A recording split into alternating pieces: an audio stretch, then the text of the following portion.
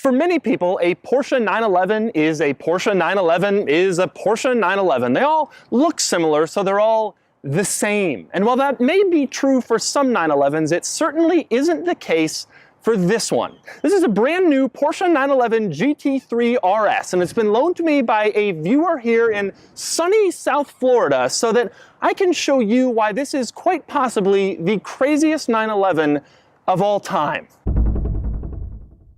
There are two components to this. First, I'm going to show you around the GT3RS, and I'm going to show you all the differences that prove that this is not just some normal 911. Then I'm going to take it out on the road, and I'm going to show you exactly how non-normal this thing really is when you're driving it. Of course, for more of my thoughts on the GT3RS and the GT3RS driving experience, click the link below to check out my column on autotrader.com/oversteer. And now, let's start with the tour.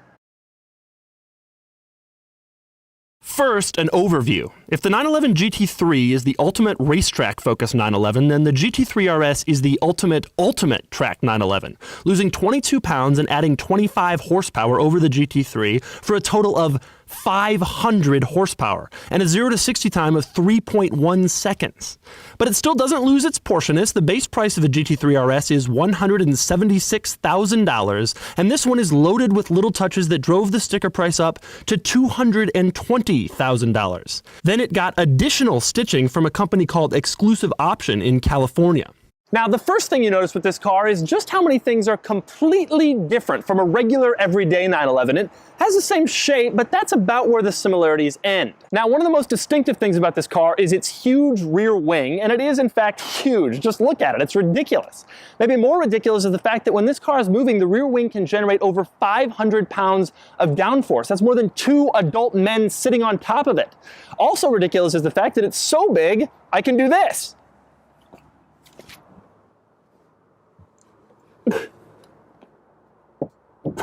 Here's another thing I like about this car. There's no heated seats, there's no ventilated seats, but there is a pit speed button in the center console. Push it and you can set a maximum speed so that when you're in the pit lane on a racetrack, you won't accidentally go over the speed limit. Another thing I love about this car is the PDK gear selector goes the right way. Allow me to explain what I mean. In a normal Porsche, you push up to upshift, which seems natural, but it just isn't. For some reason, it feels more normal to pull down to upshift and push up when you're trying to downshift and get more power out of the thing. And that is exactly how it is only in the GT3 and GT3RS. There's also a little fire extinguisher under the passenger seat in case you have an incident on the racetrack. You won't find that in a normal 911. Now, you'll notice a couple of distinctive things right here. One of them is the fact that this car doesn't have regular lug nuts like your normal everyday Camry. This thing has center lock wheels like a race car, and it requires a special tool to get them off. More importantly, this car has carbon ceramic brakes. That's a $10,000 option over normal brakes. They're designed to save weight and reduce brake fade at the racetrack. Up front, that's a 16.1-inch brake rotor. I've owned cars with wheels smaller than 16.1 inches. Another cool thing is this fuzzy Alcantara steering wheel, which helps with your grip when you're at the racetrack. And they've even included a little yellow strip at the top so that when you're going hand over hand through a tight corner on the racetrack and you may not be paying close attention to the steering wheel, you always know which part is up. Also unique to this car are the air extractors in the front fenders. They help provide additional downforce. Between them, the wing, and a couple other things, this car makes 750 pounds of downforce at 125 miles an hour. In other words, when it's going that speed, it has 750 pounds pushing it down and keeping it on the ground. That'd be like if you were driving around with an adult male grizzly bear sitting on the top of the car. You also notice the incredible lengths Porsche went to in order to save weight. They didn't just pull a couple pounds out of it here and a couple pounds there and call it a day.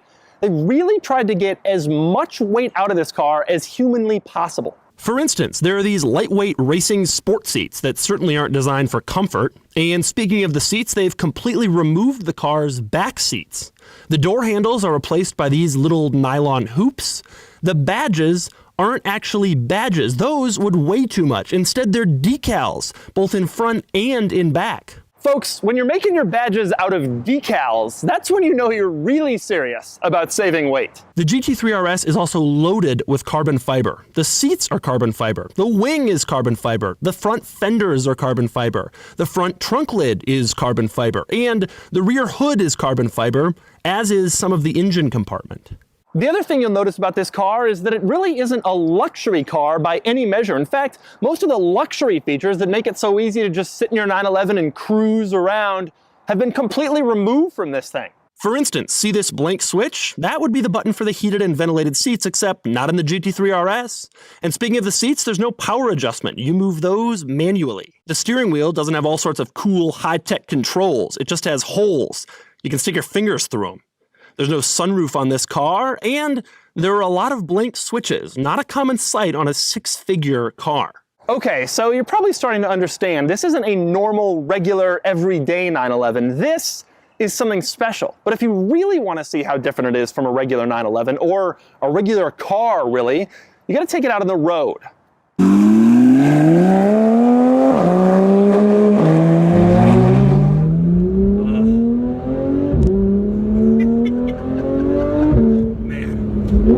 Man, it's just instantaneous. I'm driving this car 10 seconds and I instantly feel already like I'm home. I've spent a lot of time in 911s and they just feel so good. They don't feel intimidating. I know this one is crazy. It's a $220,000 car.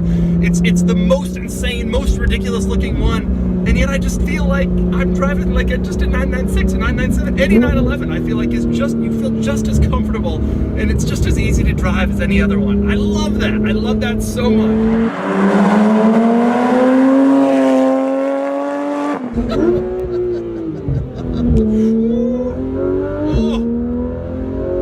It doesn't feel like any old 911 there though. You put your foot to the floor.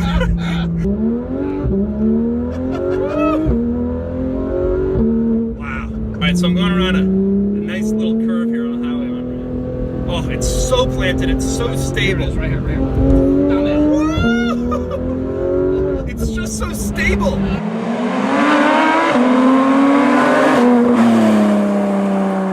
I will say, one interesting thing is I always feel intimidated putting my foot to the floor in a Lamborghini and some of these other crazy cars I'm driving. Not this. Instantly. I've been driving this car for 2 minutes. Instantly, I'm like, yeah, I'll put my foot to the floor. I know it can take it. It feels like you're putting on Iron Man's suit when you get in this car. It's like you wear this car, and that just feels so true.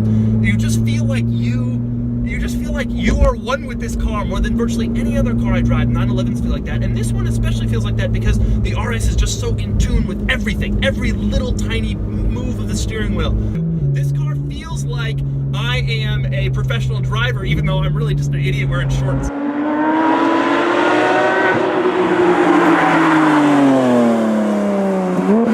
So this car has a custom tubby exhaust from Champion Motorsport over here, and it is quite impressive. It really makes this car stand out. Now, of course, you know, a stick shift would be nice. I openly admit that. PDK is smarter than you, it's better than you. I like them both. But if I was to have an automatic transmission, it would be this one. You know, I hate evangelizing Porsche because everybody, oh, Porsche's the best, Porsche's the best. But there's a reason people say this. When I was a kid, I grew up, I didn't get the 911. I was like, oh, they all look the same, they're stupid. And then I drove them, and I started to understand exactly why people love them so much. So there you have it, the most exciting 911 currently on sale, possibly the most thrilling 911 of all time, the new GT3RS. If you're one of those people who says that 911s are boring and they all look the same and there are too many variants, well, maybe now you'll understand that some 911s are a little bit more special than others.